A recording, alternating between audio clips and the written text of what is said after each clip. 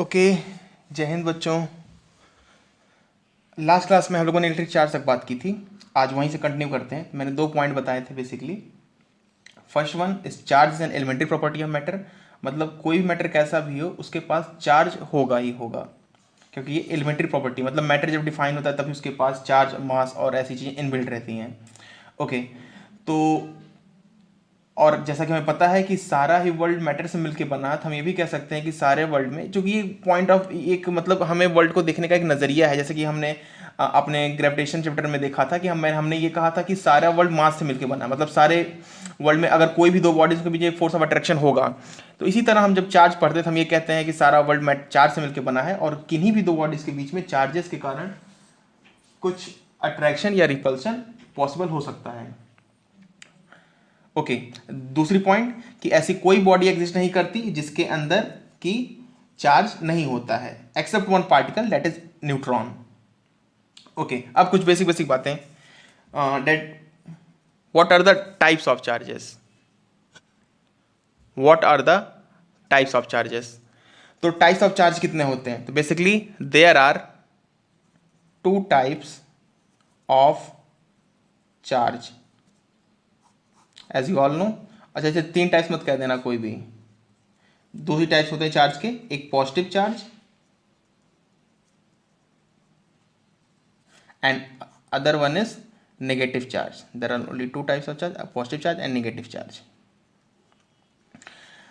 In terms of charge, अच्छा charge के परिभाषा में हम किसी भी बॉडीज को 3 पार्ट्स में डिवाइड कर सकते हैं, ये अलग बात है।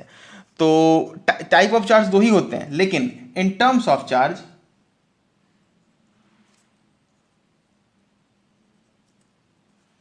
in terms of charge, a body can be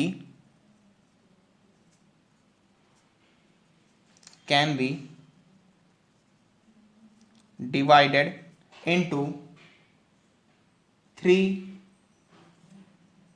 categories, into 3 categories, and वो 3 केसेस पॉसिबल क्या है?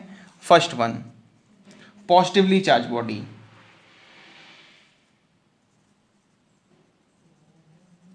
Positively charge body. ओके, मैं एक बात और बता दूं, अगर कोई बॉडी पॉजिटिवली चार्ज है इसका मतलब ये नहीं कि उसके अंदर सिर्फ और सिर्फ पॉजिटिव चार्ज है, नहीं, ये गलत है।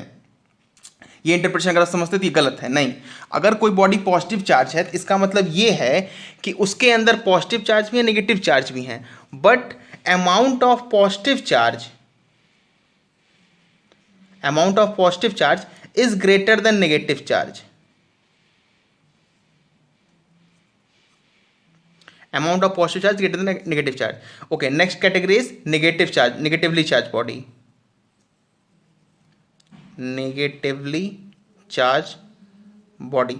Again with the same concept हम कहेंगे इसमें पॉजिटिव चार्ज भी है और नेगेटिव चार्ज भी है, but amount of negative charge is greater then amount of positive charge, और अपोजिट सिस्टम में हम कह सकते हैं कि amount of positive charge is less than amount of negative charge.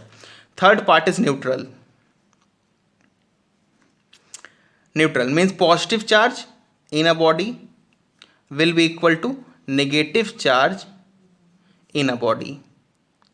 अच्छा, एक बात और मैं बता दूं, जैसे मान लीजिए पॉजिटिव चार्ज बॉडी है, तो क्या ऐसा नहीं हो सकता कि बॉडी के अंदर सिर्फ पॉजिटिव चार्ज हो सकता है, जैसे कि प्रोटॉन। लेकिन नॉर्मली हम प्रोटॉन की बात डिस्कशन कम करते हैं, बॉडीज रिलेशन ज़्यादा करते हैं। तो जब भी हम किसी बॉडीज को रेफर करेंगे तो उसका पॉजिटिव चार्ज होगा, नेगेटिव चार्ज होगा, but amount of positive charge will be greater than amount of negative charge. ये दिमाग में रखिए। हो सकता है कि नेगेटिव चार्ज 0 हो, सिर्फ पॉजिटिव चार्ज हो, ये पॉसिबल है, लेकिन हमें जो दिमाग में रखना है वो ये है कि पॉजिटिव चार्ज नेगेटिव चार्ज से ज़्यादा होगा, मतलब ये मोस्ट प्रोबेबल जो केस है वो ये वाला होगा।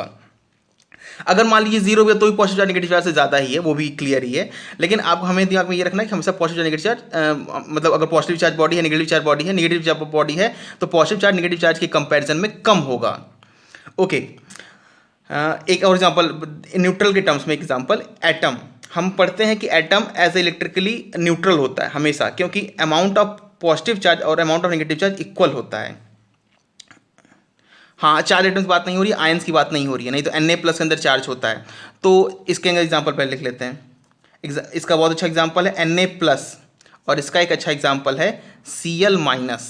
यहाँ पे मैं NaCl लिख सकता हूँ, पर मैं NaCl लिखने के बजाय सिर्फ Na लिखना पसंद करूँगा।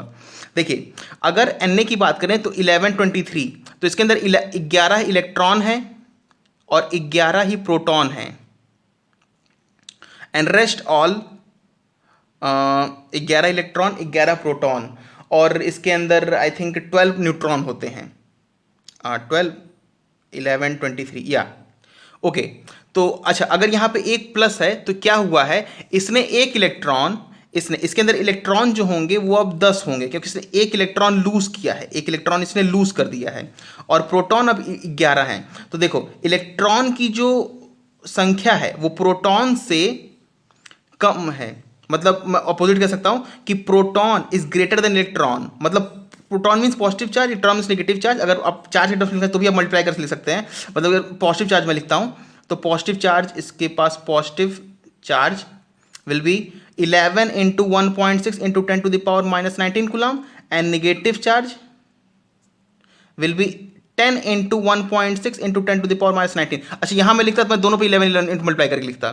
तो यहाँ देखिए यहाँ पॉजिटिव चार्ज की संख्या नेगेटिव चार्ज की संख्या से ज़्यादा है, इसलिए ये पॉजिटिवली चार्ज बॉडी है। आई होप ये क्लियर होगा।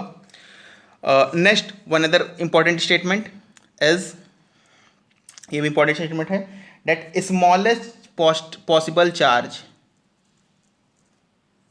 Smallest possible charge is E, that is also known as elementary charge, smallest possible charge is elementary charge. तो मतलब स्मॉलेस्ट चार्ज जो पॉसिबल हो सकता है उसे हम एलिमेंट्री चार्ज कहते हैं, और उसकी वैल्यू इक्वल होती है। अच्छा आप ई कभी इलेक्ट्रॉन को रिप्रेजेंट नहीं करता, आप अगर ये सोचते हैं तो गलत इंटरप्रिटेशन है, मैं बता दूं ई जो होता है वो चार्ज इलेक्ट्रॉन रिप्रेजेंट नहीं करता, उसका मतलब होता है elementary charge, and elementary charge is defined as E is equal to 1.6 plus 1.6 into 10 to the power minus 19 coulomb. मैं दो स्टेटमेंट और लिख देता हूं, चार्ज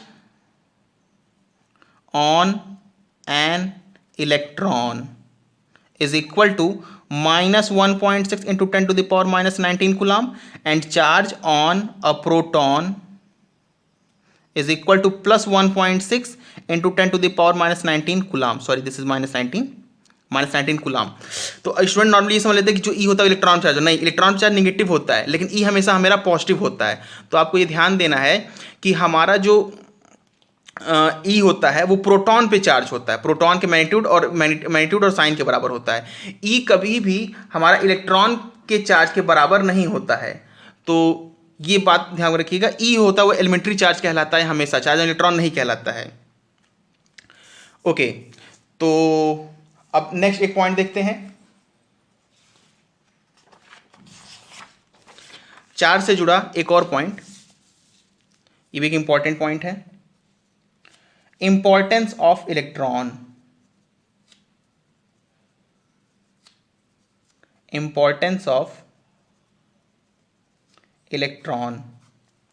ओके।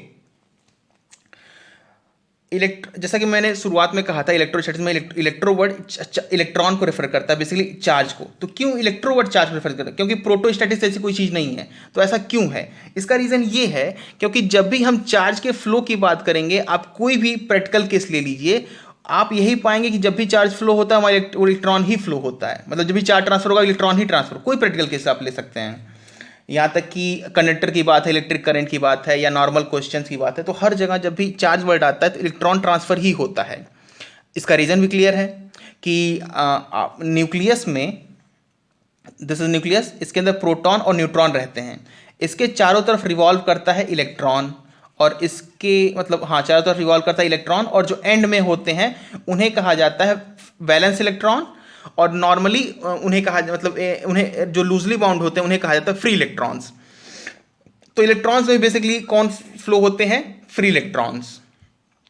तो जब भी चार्ज ट्रांसफर की बात आती है तो इलेक्ट्रॉन्स ही फ्लो होते हैं, क्योंकि इलेक्ट्रॉन्स को एटम से निकालना और एक इंडिविजुअल पार्टिकल बनाना इजी होता है, बहुत इजी होता है in fact, as compare to proton. In fact आप सबने एक चीज पढ़ी होगी, आयोनाइजेशन एनर्जी। तो आयोनाइजेशन एनर्जी जो होती है, आयोनाइजेशन एनर्जी में हम यही पाते हैं कि जो पहली आयोनाइजेशन एनर्जी होती है पहले इलेक्ट्रॉन निकालने की, वो बहुत कम होती है कंपैरेटिवली, और सेकंड आयोनाइजेशन एनर्जी बहुत ज़्यादा होती है। इनफैक्ट तो मतलब कि हम एक एटम में से एक ही इलेक्ट्रॉन या दो इलेक्ट्रॉन, मैक्सिमम 3 इलेक्ट्रॉन निकाल पाते हैं। उससे ज़्यादा इलेक्ट्रॉन निकालना बहुत मतलब रेयर केस में पॉसिबल हो पाता है, बहुत ज़्यादा एनर्जी की जरूरत पड़ती है। तो नॉर्मली केसेस में फ्री इलेक्ट्रॉन्स फ्लो करते हैं, इसीलिए इलेक्ट्रॉन्स ही चार्ज को रेफर करता है।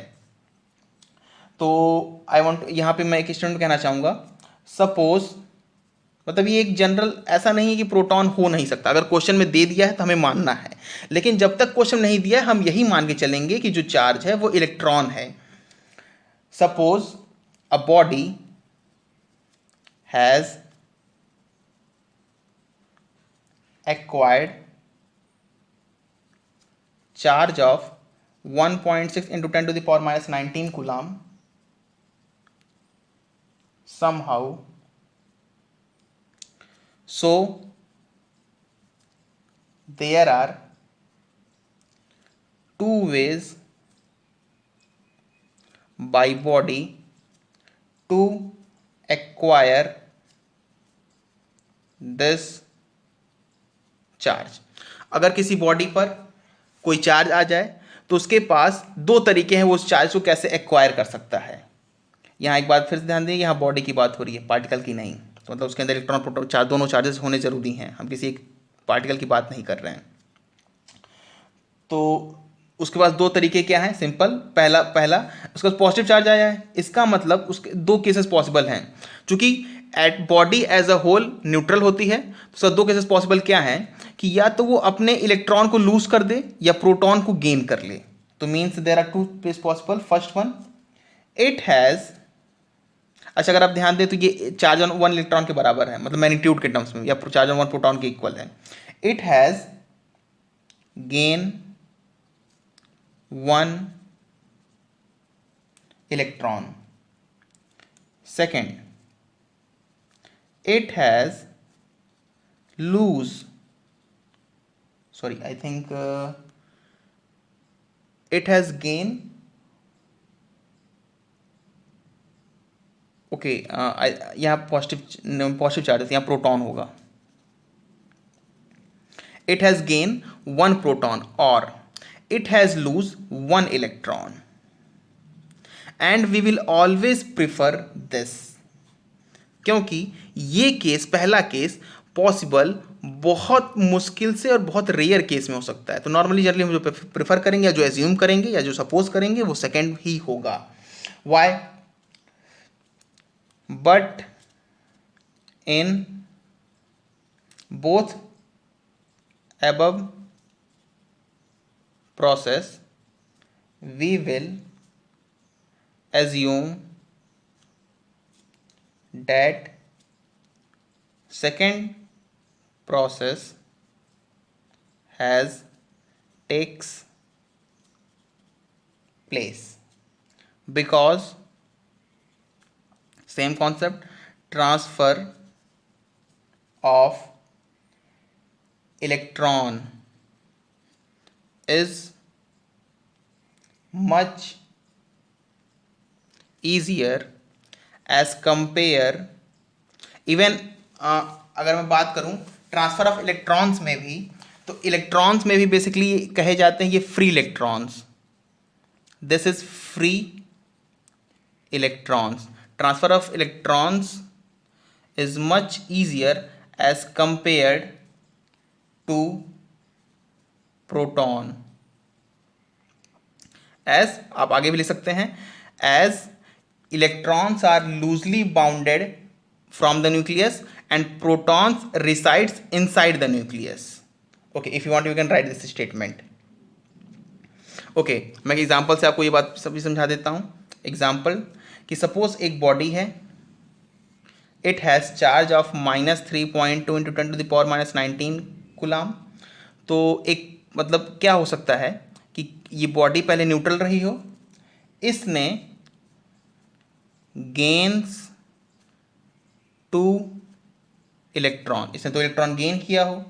दूसरा, ये बॉडी न्यूट्रल रही हो और इसने लूजेस 2 प्रोटॉन्स। और इसमें कन्वर्ट हो जाए। तो हम इसे प्रिफर नहीं करेंगे, इसे प्रिफर करेंगे।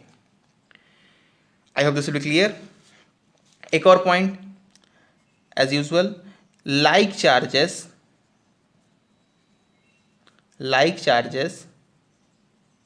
repel each other and unlike charges, ये बहुत फेमस स्टेटमेंट है, like charges repel each other and unlike charges. इसकी जरूरत नहीं थी पर बेसिक में हम सब कंप्लीट कर रहे हैं तो मैं इसे पॉइंट भी लिखना चाहूंगा। Like charges repel each other and unlike charges attract each other. I hope this will be clear. तो चार्जेस में आई थिंक चार्जेस में से ज़्यादा कुछ भी नहीं है क्लास 12 के पॉइंट ऑफ व्यू से, इतना सफिशिएंट है।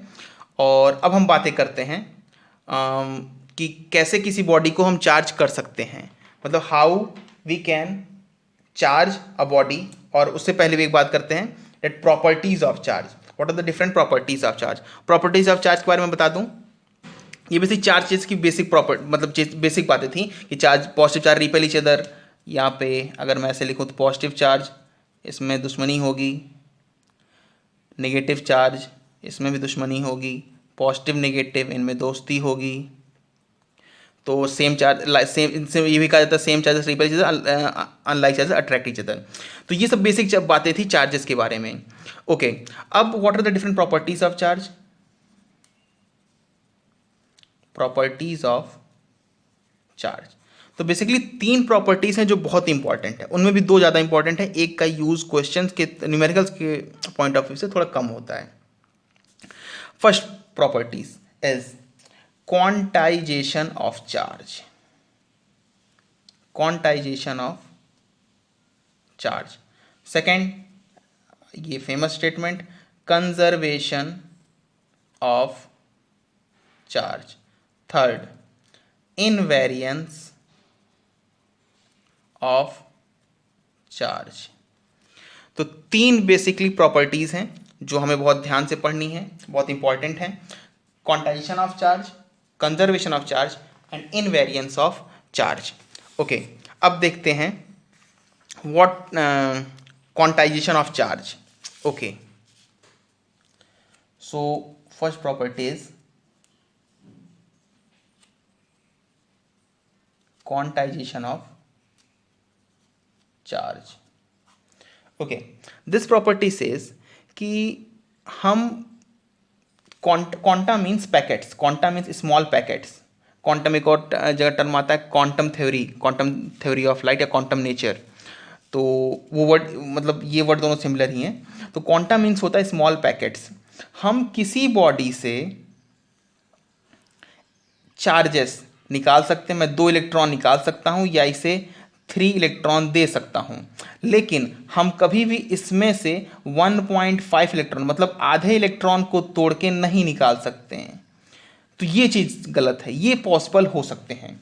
तो quanta means as a small packets हैं और हम उस पैकेट को तोड़ नहीं सकते, उस पैकेट को जितनी बार चाहे ट्रांसफ़र कर सकते हैं जिधर चाहें, लेकिन हम उस पैकेट को कभी आधा या 1/3 या 1/4 नहीं कर सकते। अच्छा, एक और पॉइंट है कि अगर आप में से कोई कॉर्क्स की बात करता है, कॉर्क्स, तो ये 1/3 + 2/3 + 2/3 ऐसे पॉसिबल होते हैं, ये इनकी डिस्कवरी हो चुकी है।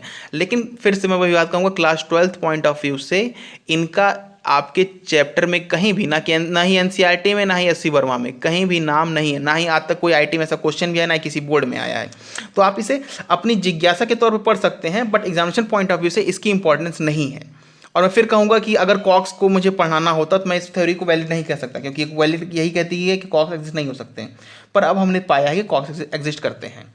तो ठीक है, तो क्वांटाइजेशन ऑफ चार्ज, क्वांटाइजेशन को मैं एक एग्जाम्पल समझाता हूँ। जैसे कि मान लीजिए कि मार्केट में भारत सरकार ने किसी कारण से, मैं सच चाह नहीं रहा हूँ लेकिन फिर भी मान लीजिए कि एक रुपए के सिक्के और नोट बंद कर दे, और 50 पैसे और 25 पैसे पहले से बंद हैं। तो हमारे पास 5 रुपया बचेगा, 10 बचेगा, मतलब नोट और सिक्के, 20 एंड 50, 100, 200, 500 और 1000। ओके, तो इतने होंगे। तो क्या कभी भी आप देखें, क्या किसी भी व्यक्ति के पास 552 रुपीज़ पॉसिबल हो सकते हैं? नहीं हो सकते, क्योंकि 550 तक तो उसे रुपए मिल जाएंगे, लेकिन फिर 2 रुपए वो कहाँ से लाएगा? वो इसे तोड़ नहीं सकता, 5 रुपए को तोड़ के वो 2 रुपए नहीं बना सकता। तो ये रुपए पॉसिबल जो है ये नहीं होंगे, क्योंकि हमेशा ही उसके पास जो ये सारे अगर आप देखें तो 5 रुपीज़ के मल्टीपल्स हैं, ये सारे ही 500, 1000 ये मल्टीपल हैं। मतलब कि किसी भी व्यक्ति के पास जो भी रुपए होगा वो इसके टर्म्स में होंगे, इसके मल्टीपल्स में होंगे। Same point condition of charge says that in simple I can say this, in simple this says that elementary charge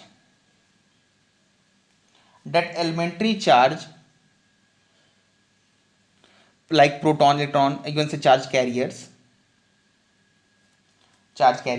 that is electron and proton, cannot be broken into further smaller charges,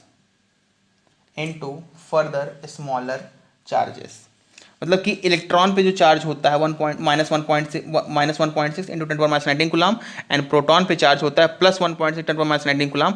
हम इसको further reduce नहीं कर सकते, हम इसे further तोड़ नहीं सकते हैं, वो मतलब उससे छोटा चार्ज हम नहीं बना सकते हैं। तो इन सिंपल दिस इज, मतलब हम इसे तोड़ नहीं सकते, can not be further smaller charge, और इससे छोटे इन पे जो चार्जेस हो उनसे स्मॉलर चार्जेस पॉसिबल भी नहीं है। It means charges can be transferred only in terms of elementary charge 1.6 into 10⁻19 coulomb. मतलब कभी भी चार्ज ट्रांसफर होगा तो मतलब किसी बॉडी में से चार्ज ट्रांसफर होगा तो हम इसमें से 1 electron, 2 electron, 3 electron, 5 electron, 7 electron ले सकते हैं, या हम इसे 125 इलेक्ट्रॉन दे सकते हैं, पर 125 पॉइंट में कुछ नहीं होगा। मीन्स यहाँ पे हम जो कुछ भी लिखेंगे ये अच्छा ई माइनस इलेक्ट्रॉन होता है, ई एलिमेंट्री चार्ज की ध्यान दीजिए। अगर मैं कहीं मिस्टेक कर दूँ तो आप मतलब आप डाउट पूछ सकते हैं, लेकिन ये कभी मत सोचिएगा कि हाँ ई माइनस को हम इलेक्ट्रॉन एलिमेंट्री चार्ज कह रहे हैं, नहीं। जब ई होगा तो एलिमेंट्री चार्ज होगा, ई माइनस होगा तो इलेक्ट्रॉन होगा, और दोनों में डिफरेंस है। ओके, तो 125 जो मतलब यहाँ जो भी मैं कुछ लिखूंगा ये एक इंटीजर होगा। अच्छा, इसका दूसरा पॉइंट ऑफ व्यू क्या है? जैसे मैं इसमें 7 इलेक्ट्रॉन निकालूंगा तो इस पर कितना चार्ज आएगा? +7 इंटू ई, या फिर आप ऐसे कह लीजिए इस 7, ये एलिमेंट्री चार्ज है, ये इलेक्ट्रॉन है, या आप ऐसे डाउट हो तो यहाँ लिख लीजिए 7 इंटू 1.6 इंटू 10⁻19 कूलाम। चूंकि ये बहुत बड़ा होता है तो इसलिए हर बार लिखना हेक्टिक होता है, इसलिए नहीं लिखते हैं। अगर मैं इसको इतना दे रहा हूँ तो इसमें कितना -125 इंटू 1.6 इंटू 10⁻19 कूलाम, -19 कूलाम। तो किसी बॉडी से हम कितना चार्ज निकाल सकते हैं? वो हमेशा इंटीग्रल मल्टीपल होगा इलेक्ट्रॉन चार्ज का, स्मॉलर एलिमेंट्री चार्ज का, या फिर इलेक्ट्रॉन का, या किसी बॉडी पे जो चार्ज आएगा वो भी तो इंटीग्रल मल्टीपल ही होगा। तो इसीलिए कहा जाता है फेमस स्टेटमेंट, ये आपने फॉर्मूला भी पढ़ा होगा, फ्रॉम अबव यहां से आपको क्लियर होगा that Q is equal to NE, that किसी बॉडी पे जो चार्ज आएगा, what is Q? Q is charge on any body. What is E? E is elementary charge. And what is N? N कोई एक मतलब N एक subset है integer का, सिंपली हम Z या I से भी नोट करते हैं इंटीजर। तो मीन्स N कुछ भी हो सकता है कि इंटीजर होगा, लेकिन हमेशा इंटीजर ही पॉसिबल है। तो यहां से आपको क्लियर होगा। तो I can say from above it is clear that charges can be possible only in integral terms of charge, integral terms of elementary charge, integral terms of elementary charge. I think spelling गलत है, elementary, sorry, elementary charge. Okay, I hope this ये clear होगा आप सभी लोगों को. एक बहुत फेमस क्वेश्चन, बहुत ही फेमस क्वेश्चन, आप इसे मतलब एनसीईआरटी में पाएंगे, एससी में भी पाएंगे, नगीन प्रकाशन में पाएंगे, सलरोरा में पाएंगे, मतलब लगभग बेसिकली जितनी ऐसी मतलब इस चैप्टर से जुड़ी बुक है, नॉर्मली ये क्वेश्चन आपको मिलेगा. हाउ मच, ओके मैंने नंबरिंग साथ पहले से नहीं की थी तो अभी भी नहीं करते हैं. How much electrons need to take out from a body in order to give it a charge of +1 coulomb. मतलब किसी बॉडी को अगर हमें इतना चार्ज देना है या किसी बॉडी पे इतना चार्ज आ जाए, सिंपल आप समझिए, तो उसमें से कितने इलेक्ट्रॉन्स बाहर निकले हैं, कितने इलेक्ट्रॉन्स बाहर निकाले गए हैं. तो बेसिकली तो कोई एक बॉडी थी, इसमें से इलेक्ट्रॉन्स निकाले गए हैं. अब इलेक्ट्रॉन्स जितने निकाले जाएंगे वो इंटीग्रल मल्टीपल ही होगा, मतलब यहाँ पे एक इंटीजर आएगा n, और इसके बाद इसके पास चार्ज कितना आया है, ये this body is acquired +1 coulomb charge. तो ये पूछा, हमें n की वैल्यू पूछी जा रही है. It means 1 coulomb is equal to n into elementary charge. तो 1 coulomb is equal to n, हमें n ही निकालना, e की वैल्यू हमें पता है 1.6 - 19 कूलाम. आप इसे सॉल्व करेंगे तो आपका आंसर आएगा, this will come as 1 coulomb is equal to n into 1.6 10 to the power minus 19 coulomb. So n will be equal to, अच्छा कूलाम कूलाम कैंसिल होगा, और मैं बता दूं n की यूनिट नहीं होगी, n एक इंटीजर होगा, सिंपल इंटीजर, जैसा कि इंटीजर होता है 1 2 3 4 5 6 -1 -2. ओके, n निगेटिव भी हो सकता है, ओके, क्योंकि चार्ज निगेटिव भी जा सकता है ना. तो हम जैसे चार्ज ट्रांसफर होगा, मतलब जैसे कि अगर आप ध्यान दें तो यहाँ पर Q is equal to NE, तो Q चार्ज था, अगर आप कहें कि तो इलेक्ट्रॉन्स इसमें मतलब एलिमेंट्री चार्ज के टर्म्स में हमेशा पॉसिबल होगा. अब ये हो सकता है कि इलेक्ट्रॉन्स आपने दिए हों या लिए हों. अगर आप किसी बॉडी से इलेक्ट्रॉन्स निकालेंगे तो उसे पॉजिटिव चार्ज आएगा तो n पॉजिटिव लिखेंगे. अगर इसे किसी बॉडी को इलेक्ट्रॉन देंगे तो मतलब उसे नेगेटिव चार्ज तो n नेगेटिव लिखेंगे. यहाँ पे n पॉजिटिव होगा. ओके, तो n पॉजिटिव नेगेटिव बस इस मतलब ये बताएगा कि किसी बॉडी पर इलेक्ट्रॉन निकाले गए हैं या इलेक्ट्रॉन उसमें दिए गए हैं. So n will be equal to 1/1.6 into 10 to the power -19 coulomb. So from here n will be equal to, अगर आप सॉल्व करें तो आएगा 10/16 इंटू एक और 0 बढ़ा 10 power 18. So this will come as 6.25 into 10 to the power 18 electrons. Okay, तो इस वीडियो में इतना ही, बाकी अगली क्लास में देखते हैं.